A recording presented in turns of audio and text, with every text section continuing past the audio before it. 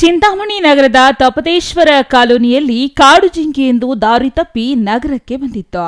ಈ ವೇಳೆ ಬೀದಿ ನಾಯಿಗಳು ಜಿಂಕೆಯನ್ನ ಬೆನ್ನಟ್ಟಿ ದಾಳಿ ನಡೆಸಿದ್ದು, ಪ್ರಾಣ ಉಳಿಸಿಕೊಳ್ಳಲು ಓಡಿದ ಜಿಂಕೆ ಸ್ಥಳೀಯ ನಿವಾಸಿ ವೆಂಕಟರಮಣ ಅವರ ಮನೆಯ ಶೌಚಾಲಯದೊಳಗೆ ನುಗ್ಗಿದೆ. ಜಿಂಕೆಯ ಕಿರುಚಾಟ ಹಾಗೂ ನಾಯಿಗಳ ಬೊಗಳುವಿಕೆ ಕೇಳಿ ಎಚ್ಚೆತ್ತ ವೆಂಕಟರಮಣ ಹಾಗೂ ಕುಟುಂಬಸ್ಥರು ಶೌಚಾಲಯದ ಬಾಗಿಲು ಮುಚ್ಚಿ ಜಿಂಕೆಯನ್ನ ಸುರಕ್ಷಿತವಾಗಿ ಉಳಿಸಿದ್ರು. ಬಳಿಕ ತಕ್ಷಣವೇ ನಗರ ಠಾಣೆ ಪೊಲೀಸರಿಗೆ ಹಾಗೂ ಅರಣ್ಯ ಇಲಾಖೆಗೆ ಮಾಹಿತಿ ನೀಡಿದ್ರು.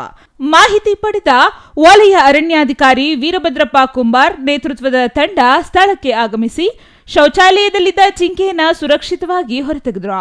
ನಾಯಿಗಳ ಕಡಿತದಿಂದ ಗಾಯಗೊಂಡಿದ್ದ ಜಿಂಕೆಗೆ ಸ್ಥಳದಲ್ಲೇ ಪ್ರಥಮ ಚಿಕಿತ್ಸೆ ನೀಡಿ ಹೆಚ್ಚಿನ ಚಿಕಿತ್ಸೆಗೆ ಪಶು ಆಸ್ಪತ್ರೆಗೆ ರವಾನಿಸಲಾಯಿತು.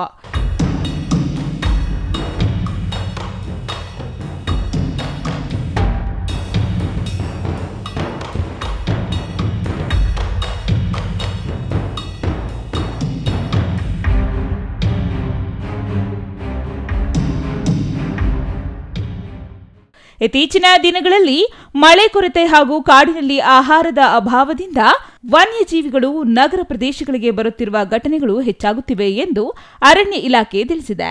ಇನ್ನು ಜಿಂಕೆಯ ಜೀವ ಉಳಿಸಲು ಮಾನವೀಯತೆ ಮೆರೆದ ವೆಂಕಟರಮಣ ಅವರ ಕುಟುಂಬದ ಕಾರ್ಯಕ್ಕೆ ಸ್ಥಳೀಯರು ಹಾಗೂ ಅರಣ್ಯ ಇಲಾಖೆ ಅಧಿಕಾರಿಗಳು ಮೆಚ್ಚುಗೆ ವ್ಯಕ್ತಪಡಿಸಿದ್ದಾರೆ.